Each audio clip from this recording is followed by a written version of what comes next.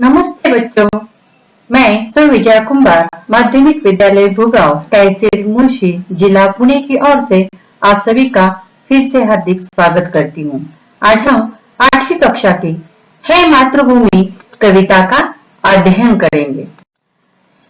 हे मातृभूमि यह कविता महान स्वतंत्र सेनानी रामप्रसाद बिस्मिल जी ने लिखी है। रामप्रसाद बिस्मिल जी एक कवि, शायर, अनुवादक, बहुभाषाविद यानी बहुत सारी भाषाओं का उन्हें ज्ञान था। वे इतिहासकार और साहित्यकार भी थे। बिस्मिल उनका उर्दू तखल्लुस उपनाम था, जिसका हिंदी में अर्थ होता है आत्मिक रूप से आहत। बिस्मिल के अतिरिक्त वे राम और अज्ञात के नाम से भी लेख व कविताएं लिखते थे। उनकी सबसे प्रसिद्ध रचना है सरफरोशी की तमन्ना। रामप्रसाद बिस्मिल भारत के महान स्वतंत्रता सेनानी हैं, जिन्होंने अपने देश की आजादी के लिए अपने प्राणों की आहुति दी है। प्रस्तुत कविता में कवि ने मातृभूमि के प्रति अपने प्रेम एवं भक्तिभाव को व्यक्त किया है। कवि अपने देश की सेवा करने और देश हित में निछावर हो जाने की लालसा व्यक्त की है। तो देखते हैं हे मातृभूमि यह कविता। हे मातृभूमि तेरी चरणों में शीश नवाऊं, मैं भक्ति भेंट अपनी तेरी शरण में लाऊं। माथे पे तू हो चंदन, छाती पे तू हो माला, जिह्वा पे गीत तू हो मेरा, तेरा ही नाम गाऊं। जिससे सपूत उपजे श्री राम कृष्ण जैसे, उस धूल को मैं तेरी निज शीश पे चढ़ाऊं। माई समुद्र जिसकी पदरज को नित्य धोकर, करता प्रणाम तुझको मैं वे चरण दबाऊं। सेवा में तेरी माता मैं भेदभाव तज कर, वह पुण्य नाम तेरा प्रतिदिन सुनूं सुनाऊं। तेरे ही काम आऊं, तेरा ही मंत्र गाऊं, मन और देह तुझ पर बलिदान में जाऊं। कविता के पठन के बाद अब हम कविता का सरल भावार्थ देखेंगे। हे मातृभूमि तेरी चरणों में शीश नवाऊं, मैं भक्ति भेंट अपनी तेरी शरण में लाऊं। यहाँ कवि कहना चाहते हैं कि हे मातृभूमि तेरी चरणों में मैं शीश नवाऊं। शीश यानी सिर, नवाना यानी झुकाना। यहाँ जो शब्दार्थ है यह उन शब्दों के पर्यायवाची शब्द भी है। शीश का पर्यायवाची शब्द है सिर, नवाना यानी झुकाना। तो अपनी मातृभूमि यानी भारत माता को कह रहे हैं कि मैं तेरी चरणों में अपना सिर झुकाता हूँ और भक्ति रूपी जो भेंट लेकर आया हूँ वह मैं लेकर तुम्हारी शरण में आना चाहता हूँ। अगली पंक्ति है माथे पे तू हो चंदन, छाती पे तू हो माला, जिह्वा पे गीत तू हो मेरा, तेरा ही नाम गाऊं। यह कवि कहना चाहते हैं कि माथे पे तू हो चंदन, माथा यानी मस्तक, माथा इसका पर्यायवाची शब्द है मस्तक और अर्थ भी है।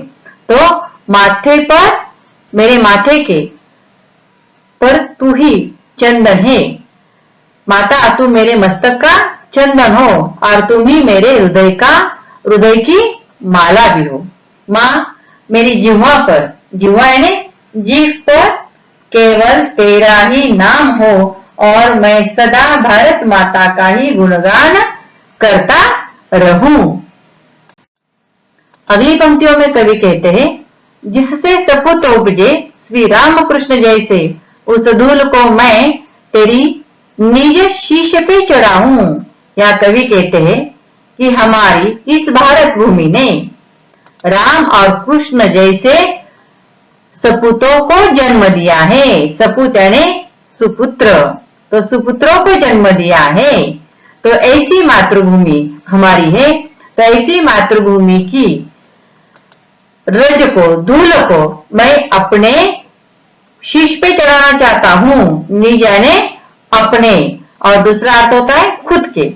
तो खुद के शीश पे, खुद के सिर पे लगाना चाहता हूँ। अगली पंक्तियों में कवि कहते हैं माई समुद्र जिसकी पद रज को नित्य धोकर करता प्रणाम तुझको, मैं वे चरण दबाऊं। हे माँ, समुद्र सदा तुम्हारे जिन चरणों को धोकर तुम्हें प्रणाम करता है, उन चरणों को दबाना चाहता हूँ, उन चरणों की सेवा करना चाहता हूँ। माई समुद्र जिसकी पद रज को नित्य धोकर, रज यानी धूल को, नित्य यानी हमेशा धोता है, सदा धोता है, तो उसको मैं प्रणाम करके उस चरणों को दबाना चाहता हूँ। हमारे भारत का यह दक्षिण का हिस्सा मैंने यहाँ दिखाया है। तो भारत के पूर्व में है बंगाल का उपसागर, पश्चिम में है अरबी समुद्र और दक्षिण में है हिंद महासागर। और यह दक्षिण का हिस्सा मतलब हमारे भारत माता के मानो चरण है, तो यह समुद्र उसके चरण हमेशा नित्य धोता है, तो मैं उन चरणों को दबाना चाहता हूँ, उसकी सेवा करना चाहता हूँ।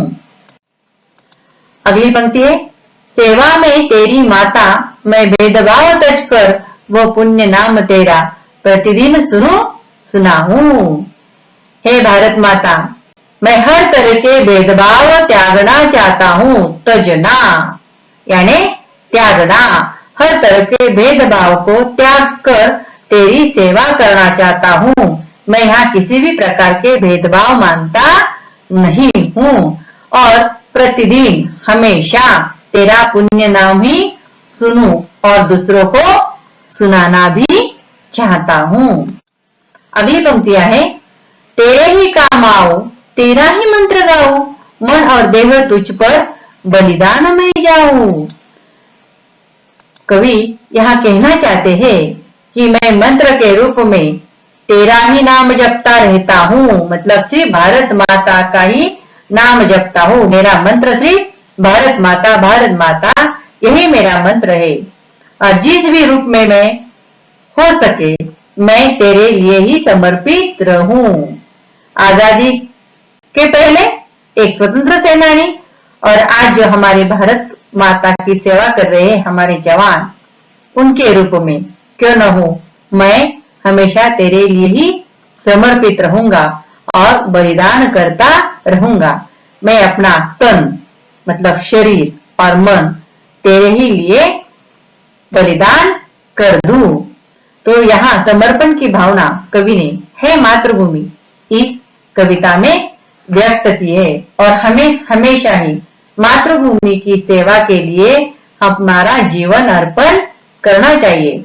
हमारे मनुष्य का कर्तव्य होता है कि देश की सेवा करना, और यही कवि ने है मातृभूमि इस कविता में बताया है। मेरे ख्याल से आपको कविता का सरल भावार्थ समझ में आया होगा। धन्यवाद, फिर मिलेंगे।